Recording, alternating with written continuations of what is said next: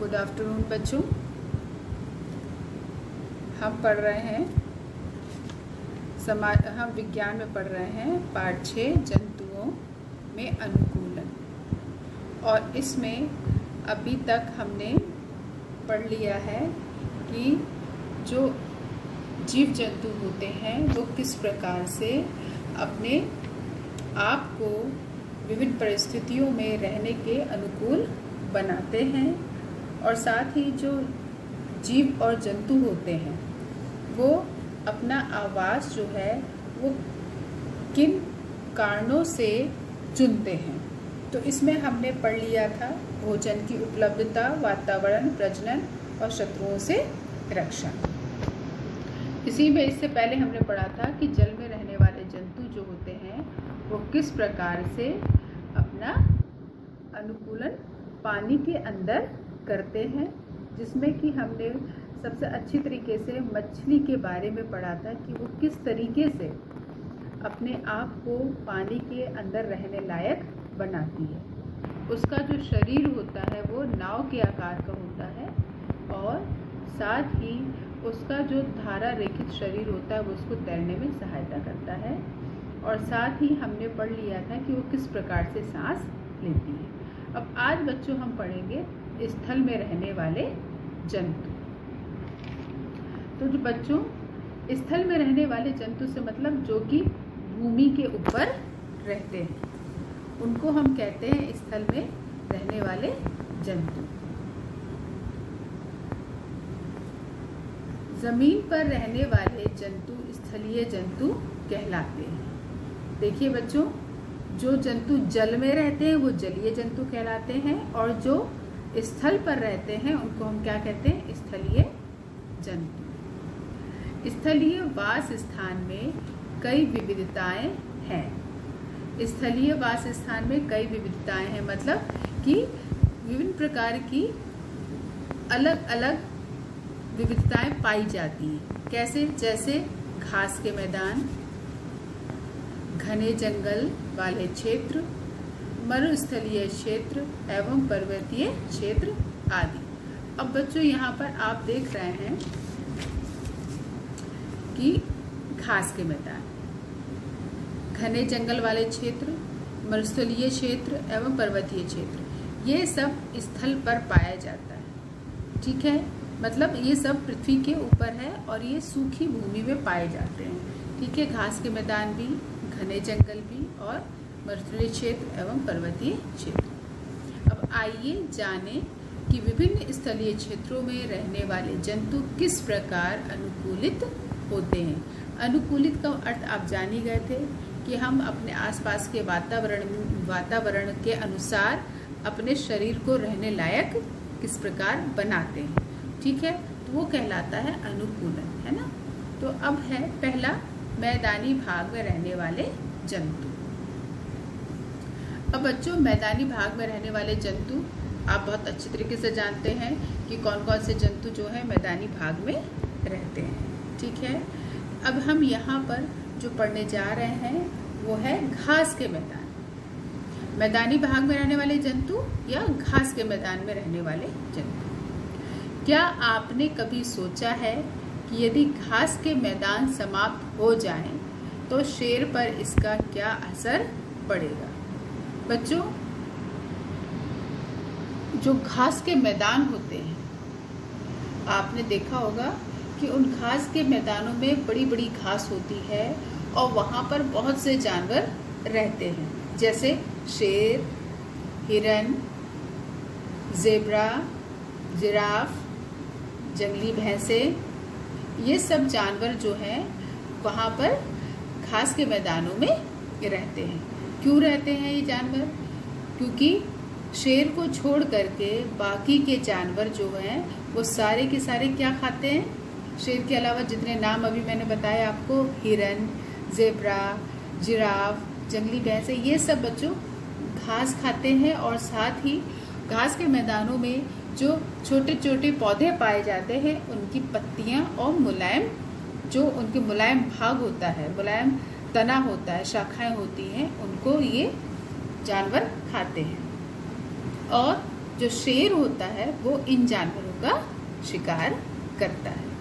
तो इसलिए बच्चों यदि घास के मैदान समाप्त हो जाएं तो शेर पर इसका क्या असर पड़ेगा? यदि घास के मैदान समाप्त हो जाएंगे तो शेर क्या होगा? वो आसानी से उसको अपना शिकार नहीं मिल पाएगा। ठीक है, शेर वन में अथवा घास स्थल में रहता है। वन में मतलब जंगल, जहाँ घने घने पेड़ होते हैं। यह एक शक्तिशाली जंतु है जो हिरन जैसे जानवरों का शिकार करता है। शेर का मटमैला रंग उसे घास के मैदान में छिपने में मदद करता है।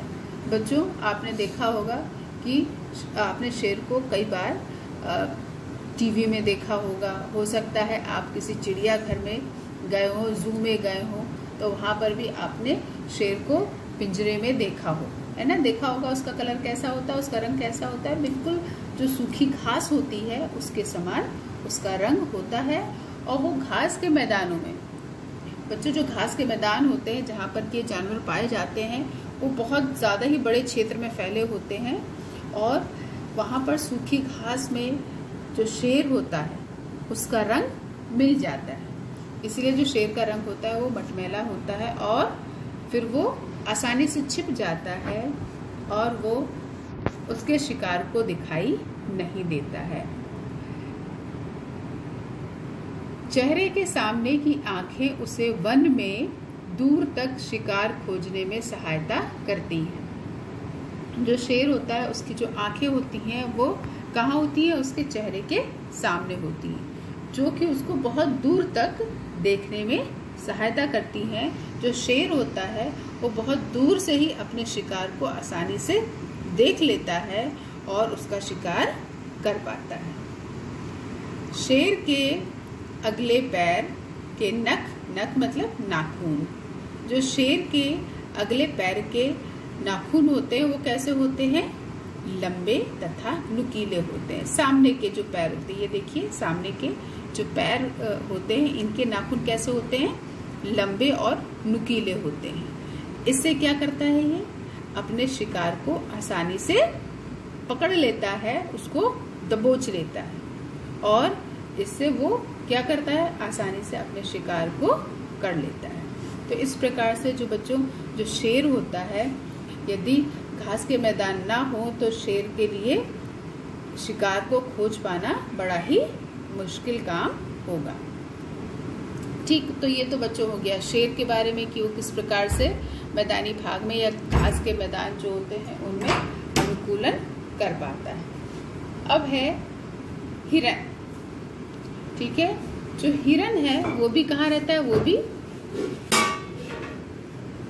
मैदानी भाग में रहता है, वो भी घास के मैदान में रहता है। तो हिरन भी मैदानी क्षेत्र में रहने वाला जंतु है।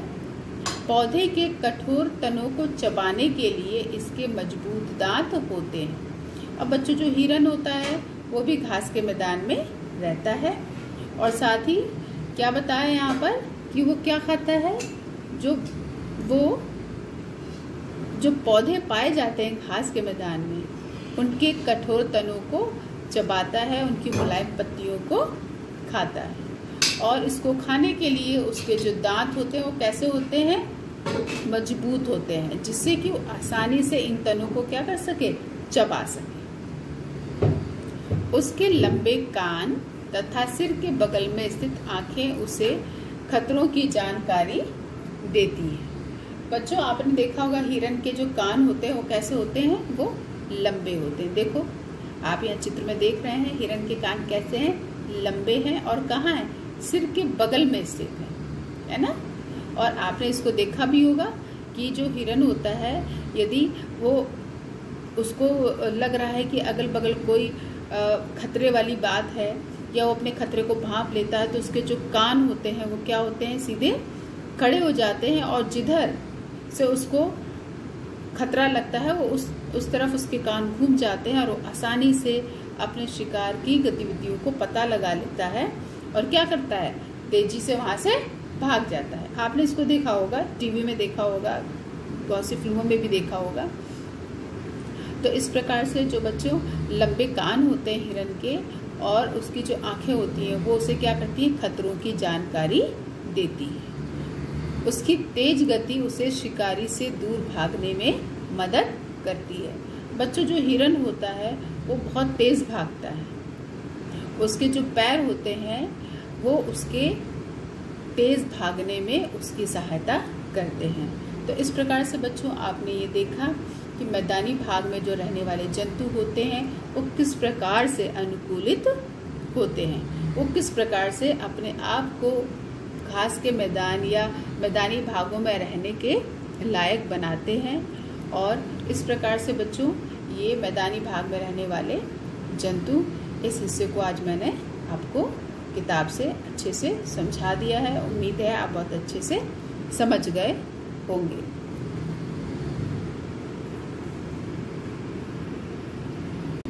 तो बच्चों, अभी आपको मैंने जो आज का पाठ समझाया, पाठ में जो आपको आज स्थल मैंने पढ़ाया है, स्थल में रहने वाले जंतु, उसी में जो पहला भाग था मैदानी भाग में रहने वाले जंतु, उसको मैंने आपको आपकी किताब से समझाया है। और साथ ही आज ये जो काम मैं आपको कॉपी से बता रही हूँ अपनी, इसको आपको अपनी कॉपी में लिखना है, ठीक है। तो पाठ 6 जंतुओं में अनुकूलन, स्थल में रहने वाले जंतु, यही अभी हमने पढ़ा है, इसलिए इसको हम यहाँ पर संक्षेप में देख लेंगे क्योंकि ये काम आपको अपनी कॉपी में लिखना है। जमीन पर रहने वाले जंतु स्थलीय जंतु कहलाते हैं। स्थलीय जंतु के रहने के स्थान में विविधता पाई जाती है, जैसे घास के मैदान, घने जंगल वाले क्षेत्र, मरुस्थलीय क्षेत्र और पर्वतीय क्षेत्र। बच्चों, अब आज हमने स्थल में रहने वाले जो जंतु हैं उसमें घास के मैदान या मैदानी भाग में रहने वाले जंतु, आज हमने केवल इस भाग को पढ़ा है, ठीक है। अब इसके आगे हम इन भागों को भी पढ़ेंगे कि यहाँ पर रहने वाले जो जंतु होते हैं, मरुस्थलीय क्षेत्र या पर्वतीय क्षेत्र में रहने वाले जो जंतु होते हैं किस प्रकार से अपने आप को अनुकूलित कर पाते हैं। फिर मैदानी भाग में रहने वाले जंतु, इसी को हमने यहाँ पर विस्तृत रूप से पढ़ा है। शेर घास के मैदान में रहता है। ये एक शक्तिशाली जंतु है जो जानवरों का शिकार करता है। शेर का मटमैला रंग उसे घास के मैदान में छिपने में मदद करता है। उसकी आंखें उसे जंगल में दूर तक देखने में और शिकार खोजने में सहायता करती हैं। शेर के अगले पैर के नख लंबे, नाखून लंबे तथा नुकीले होते हैं। इससे उसे अपने शिकार पकड़ने में मदद मिलती है। हिरन भी मैदानी भाग में रहता है। हिरन के मजबूत दांत पौधे के कठोर तने को चबाने में सहायता करते हैं। उसके लंबे कान तथा सिर के बगल में स्थित आंखें क्या करती हैं, उसे खतरों की जानकारी देती हैं। ठीक है बच्चों, तो आगे आंखें जो होती हैं उसे खतरों की जानकारी देती हैं, ठीक है। और साथ ही क्या होता है, उसकी तेज गति उसे शिकारी से दूर भागने में सहायता करती है। बच्चों, ये आपको मैंने पढ़ा दिया। और साथ ही यही जानवर नहीं जो कि अभी आपने शेर और हिरन के बारे में पढ़ा, इसके अलावा आपका जिराफ, जेब्रा, जंगली भैंस, हाथी, ये सभी जो है मैदानी भागों में रहते हैं, जंगलों में रहते हैं, घने जंगलों में भी रहते हैं। हाथी वगैरह घने जंगलों में रहते हैं, है ना। और ये सब जो है जानवर आसानी से घास के मैदान में अपने आप को रहने लायक बना लेते हैं। और साथ ही ये यदि घास के मैदान समाप्त हो जाएं तो इन जानवरों के अस्तित्व के ऊपर खतरा हो सकता है और ये प्रजातियां विलुप्त हो सकती हैं। इसलिए बच्चों, ये जो प्रकृति का जो चक्र है ये प्रकृति द्वारा ही बनाया गया है। इसलिए जिस तरह से शेर, हिरन आदि सभी जानवर महत्वपूर्ण हैं, उसी प्रकार से हमें क्या करना है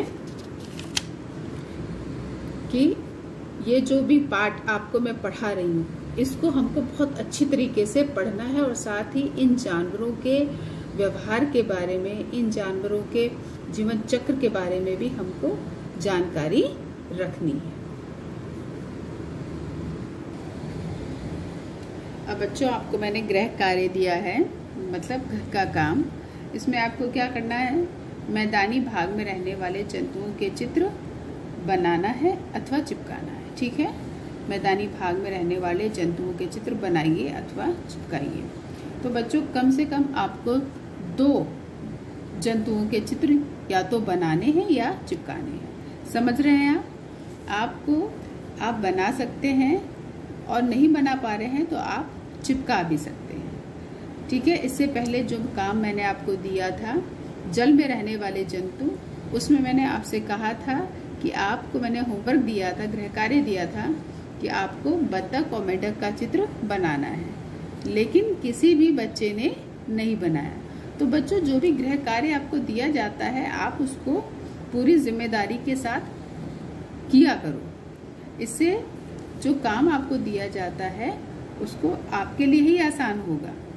जब कभी आपके एग्जाम्स होंगे या आपकी परीक्षा होंगी, तो मान लीजिए यदि गृह कार्य में से प्रश्न आ जाते हैं तो आप उनको आसानी से कर पाएँ, क्योंकि वो आपकी कॉपी में रहेगा। और यदि आपने नहीं किया है तो कॉपी में काम भी नहीं रहेगा और आप उसको याद भी नहीं कर पाएंगे, ना ही उन चित्रों का अभ्यास कर पाएंगे। तो इसलिए जो भी काम दिया जाता है उसको आप अपनी कॉपी में करें, और करने के बाद आप ज़रूर दिखाएं, ताकि यदि कहीं कोई गलती है, आपकी मात्राएं गलत हैं, आपने कुछ गलत आंसर लिख लिया है, तो उसको हम लोग सही करा सकें। तो ठीक है बच्चों, अब आप मैदानी भाग में रहने वाले जंतुओं के चित्र बनाइए अथवा चिपकाइए। कम से कम 2 बनाने हैं, 2 बनाओ या चिपकाओ। ठीक है, तो इस काम को करो, करने के बाद दिखाओ।